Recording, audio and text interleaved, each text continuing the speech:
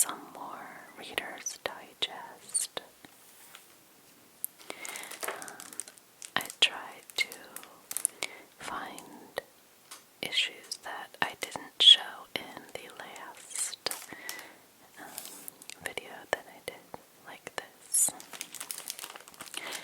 I collect a lot of these because I don't get a chance to read them, but I like them. So I just keep my subscription going, so they just sort of pile up. One day I'll get to them.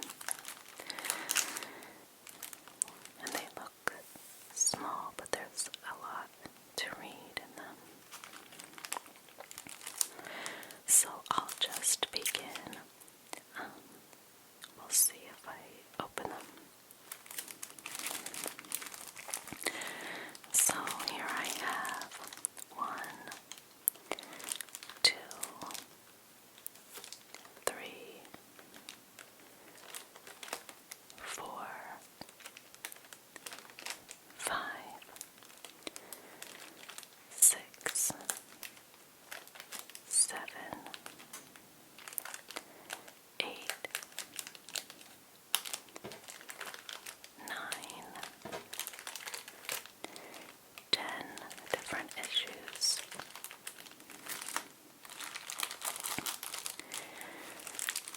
So this is the first one here. This is from May 2019. And the title story, How to Survive Anything. Sharks, politics, telemarketers, lost keys, and 17 more. Also includes Sleep Better Tonight. That's a Reader's Digest original. 5 Ways to Beat Osteoporosis. 13 DNA Test Secrets. My Coma Miracle. This is from the book Gratitude in Motion. Funniest Moms Ever by Reader's Digest readers. Down here, Who Killed Princess Diana? This is from the book Conspiracies Declassified. And finally, A Real Buried Treasure from The National. Now there's more inside. This is just what's listed on the cover. I'd like to read this one.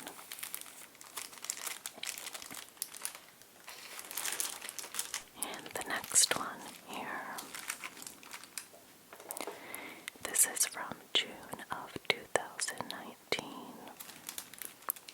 And on the cover story is Your Amazing Body, 50 Ways It Heals and Surprises. Veterans with Big Hearts, Inspiring Soldier Stories. A Miracle Baby. 29 Sibling Pranks. And down here, The Old Man versus the Mountain.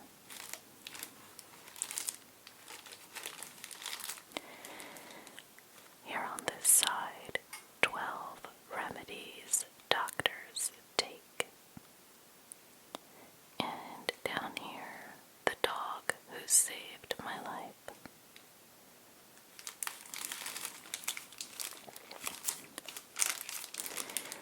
And again, there's always a lot more on the inside cover.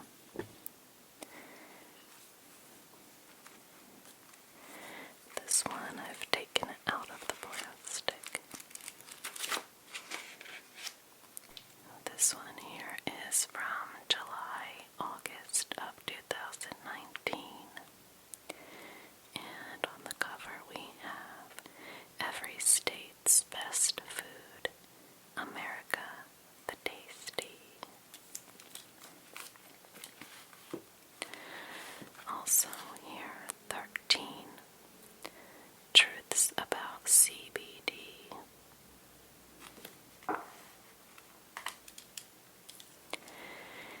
Down here, the last Navy heroes of World War II.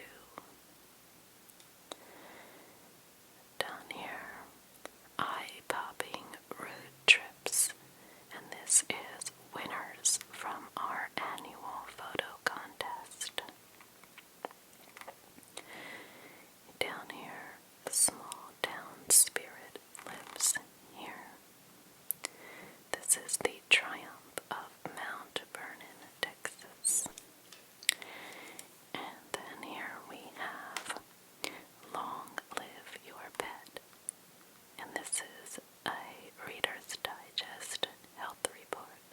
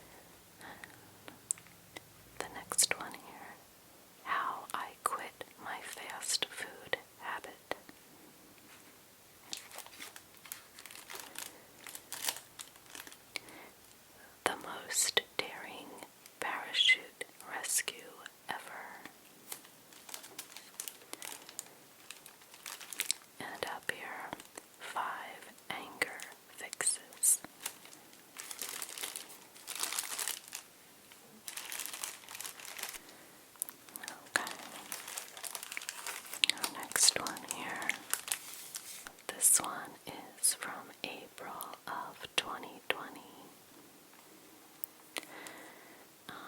The cover story is Unsolved Murders That Still Shock the Nation. Also up here, Body Fat Secrets You Need to Know.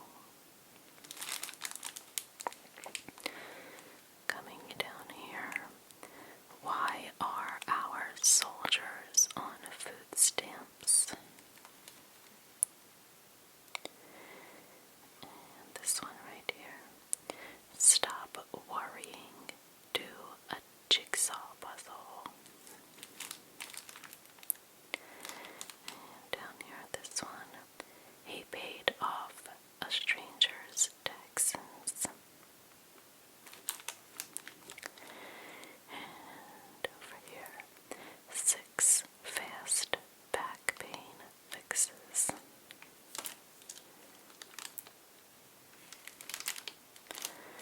And I missed this one up here. Facing fear at 10,000 feet.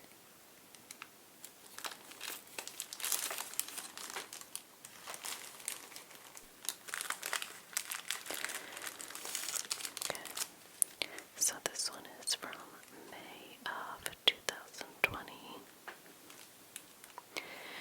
And on the cover we have How the Internet Spies on You.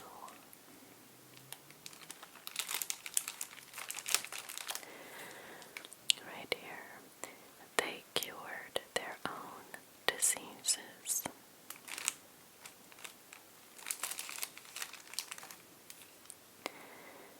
This one here, why teens can't stop vaping. And right here, reroute your brain. And this last one down here, the best Mother's Day gift ever.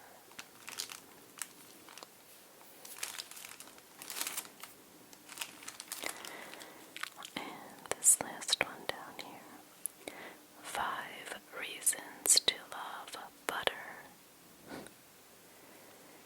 Don't have to convince me. And right here it says, feel happier today.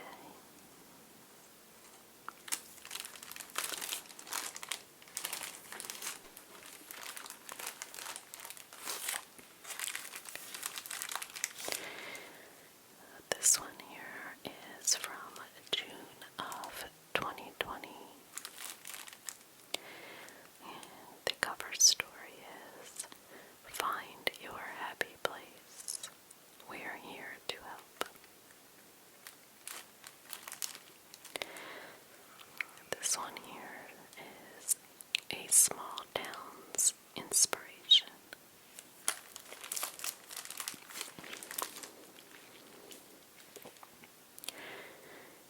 Right here, a new way to say thank you. Okay. And down here, weird and wonderful inventions.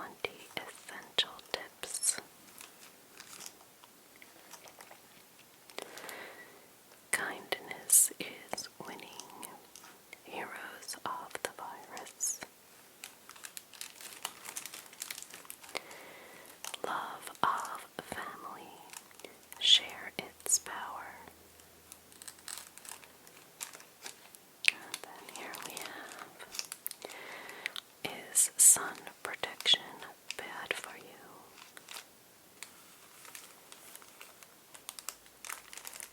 And right here, 9 benefits of a guilty pleasure. And finally right here, funniest jokes ever.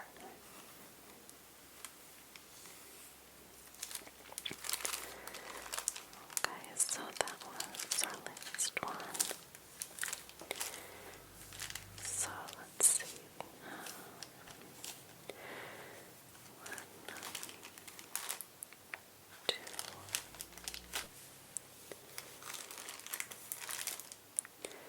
3,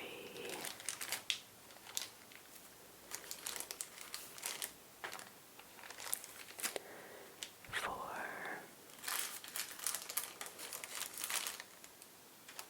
5,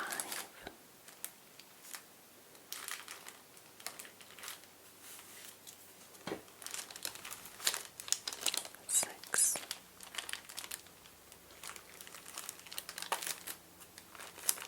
7,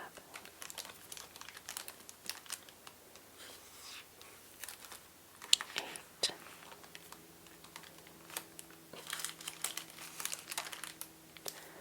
9,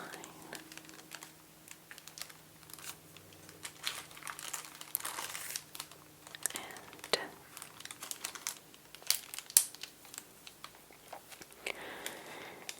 So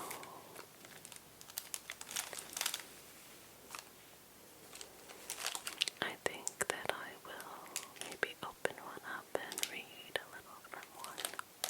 Okay.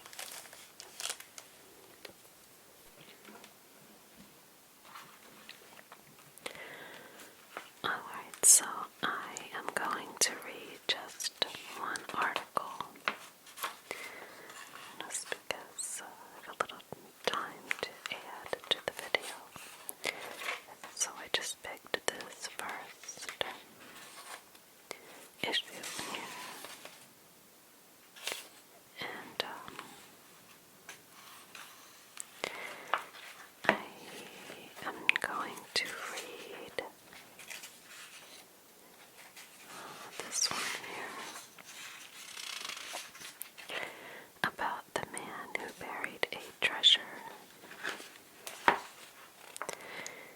So this is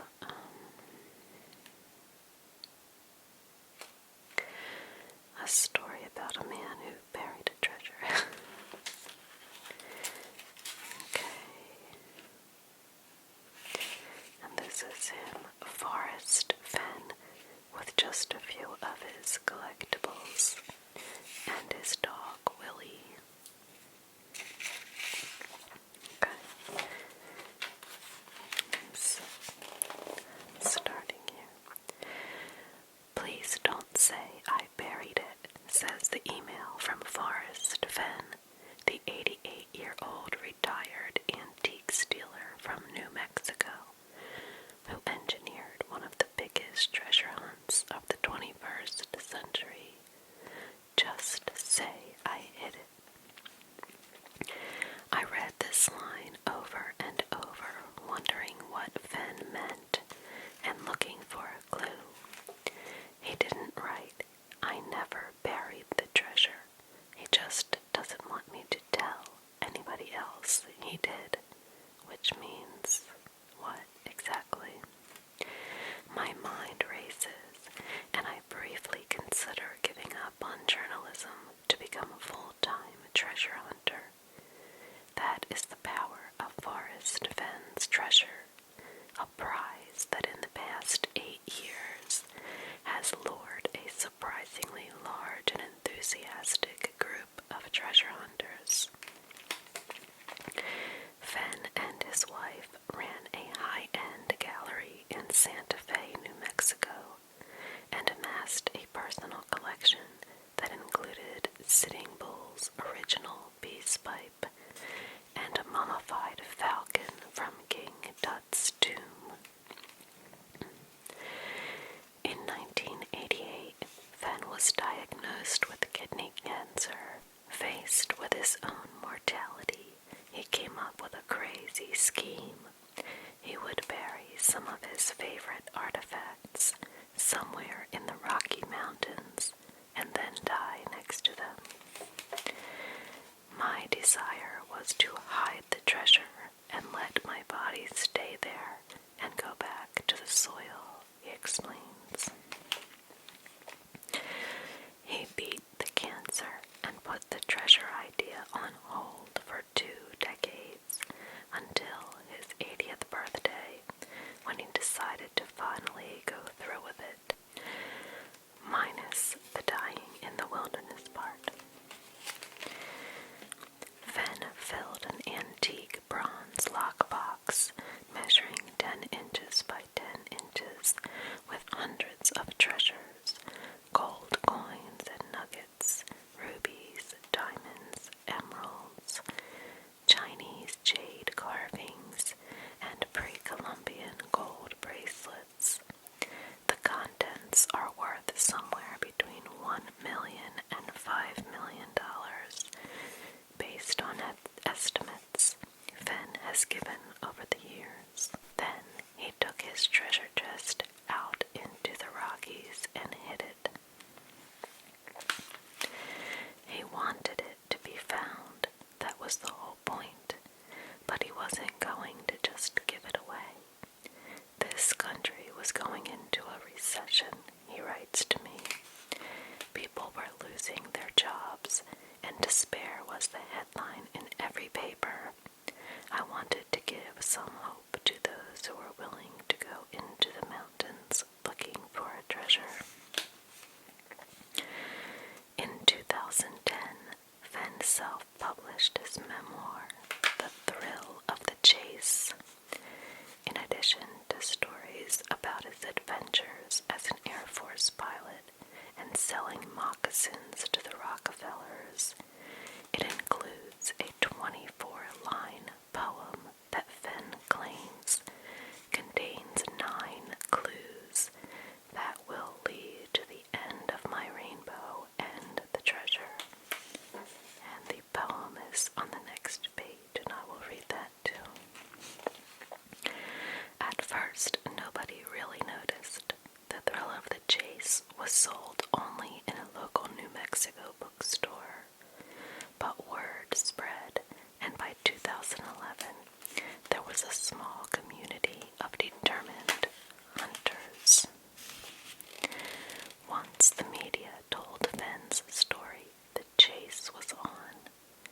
The book is now out of print, and copies show up on Amazon for as much as $3,200. Fenn estimates that 350,000 people from across the globe have searched or are currently searching for his treasure, yet nobody has found it. How, one might reasonably wonder, could that be? The problem with Fenn's poem, or perhaps the reason it has become such an obsession, is that the clues can be interpreted a million different ways. The home of the Brown, for instance, could be Brown's Canyon National Monument in Colorado, or Brown Cemetery in Montana, or Brown Hill in New Mexico, or a cabin, or a bear. Maybe it's the color brown, or maybe the treasure is hidden under some porta potties. Don't laugh, several people have already looked. The treasure has attracted an eclectic bunch of hunters, including Tim Nobody, who collects pinball machines, a one-legged motorcycle rider named Michael Hendrickson, and a kinetic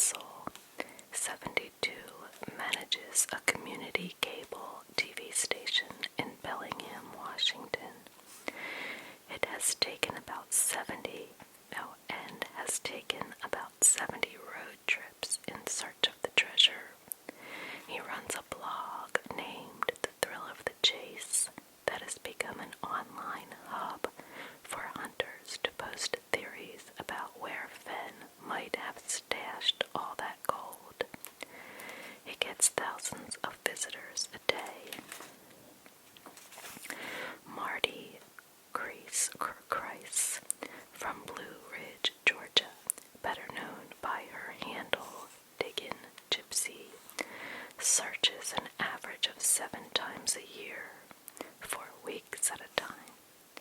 The 49-year-old grandmother is usually joined by her extended family and, room permitting, a pet rooster named John Wayne. She searches only in West Yellowstone, Montana, no longer bothering with Wyoming, Colorado, or New Mexico, the other 3 mountain states where the treasure might be hidden. She says it's because Fenn once blogged about her, claiming, "If I were a betting man, I'd bet on this woman." That was enough for Grace to think she was on the right track. She's hardly the only optimist. The truly devoted meet in June for an annual gathering in New Mexico called Fenn-Boree. Since 2014, when only 10 people attended, it has grown to become a hot ticket, with hundreds mingling around campfires and sharing stories. With so much at stake, there are also rivalries and infighting. Some people claim that the treasure never existed and that Fenn should be arrested for scamming. A local once grumbled to the Santa Fe New Mexican, or that it was discovered long ago and never reported. Some frightening people have come out of the woodwork in search of the valuable cache. A Nevada man pleaded guilty to stalking after he became convinced that the treasure was actually Fenn's granddaughter. Another searcher, a Pennsylvania man who was certain that it was hidden in Fenn's home, was arrested after he used an axe to break in. And Fenn wrote to one overeager sleuth, "Please don't dig up my parents' graves." Then there are the fatalities. 4 people have died while searching, 3 of them in the summer of 2017. Jeff Murphy, who fell 500 feet while hiking in Yellowstone National Park. Eric Ashby, who drowned while rafting the Arkansas River in Colorado.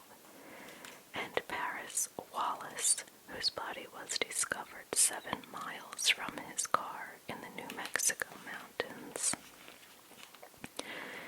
It's a peculiar plot twist, given that thousands have been searching for Fenn's treasure since 2011.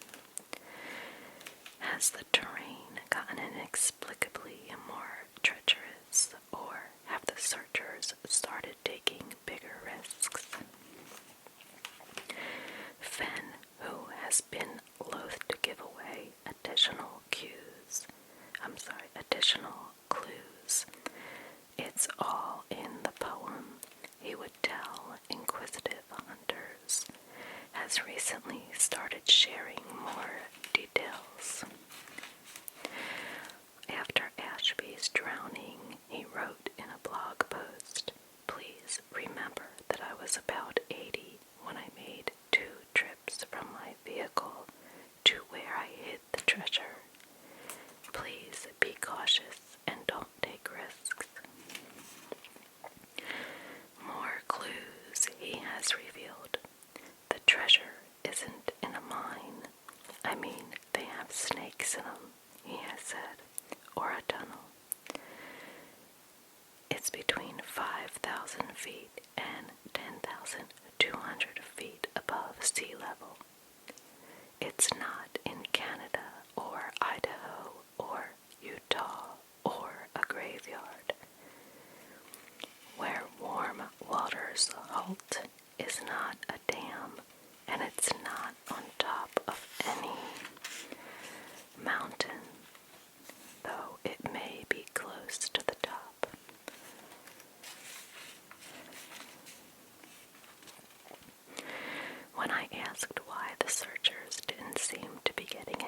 closer, Fenn told me that they don't seem to be focusing on the first clue. He, of course, didn't reveal what the first clue was. Why are Fenn's treasure hunters so into what seems like a ridiculous thing to do with their time? Many are quick to say that their lives have been enriched by their experiences.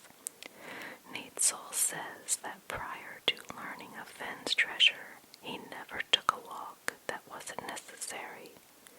But in the past decade, he has climbed mountains.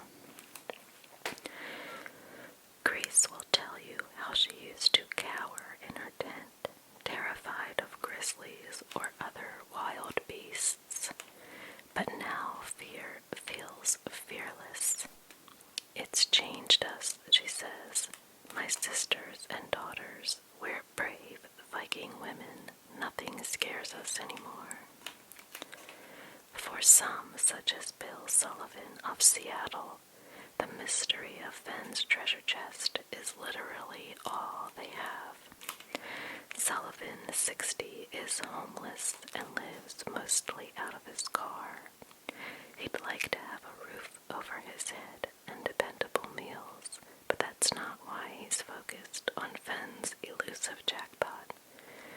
For him, it's about following in the footsteps of his ancestors. My grandfather prospected gold in Alaska 100 years ago, Sullivan says. He had a sled dog team and trapped beaver, so that's in my blood. The big question, will Fenn's treasure, assuming it really exists, ever be found? Neitzel says she has no intention of stopping until he or somebody else finds it. I know I'm kidding myself, he says, laughing, but he took 4 trips last summer and fall. What people get wrong is it's not all just about finding the treasure. It's about finding treasures, plural. It's about getting outside and exploring. That's why Forrest called his book The Thrill of the Chase. It's not the thrill of the find. Many claim that even if they found Fenn's chest, they wouldn't necessarily spend the money and might even re-hide the chest.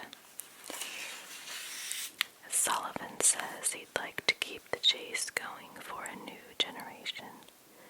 Wouldn't it be a hoot to be the wise guy writing the new poem, he says. As for Fenn, he hopes someone finds the treasure while he's still alive. Several people have been within a few 100 feet, he says. He knows because they've emailed him and asked whether they were close. Fenn, who's not about to give anyone a free pass, said nothing. But he reads every email, many of which can be surprisingly revealing about the type of people who would drop everything to go hunting for gold. They confess their fears. They thank him for saving their marriages, for giving them a reason to take a risk, for giving their lives meaning. Fenn received one email from a law student thanking him for reminding me of a part of who I am that has waned greatly during the last years of my legal studies. Responding with an impassioned plea that offered more clues to his real intentions than any of the secrets hidden in his poem, Fenn told the man, "Don't you dare work as a lawyer. If you do, you will wear a coat and tie, sit at a desk all day. You will not have time to smell the sky or experience the soft breeze ripe with sun. Go looking for my chest full of gold and all of the other treasures that lurk once you leave the fluorescent lights behind." Another hunter had this tantalizing insight.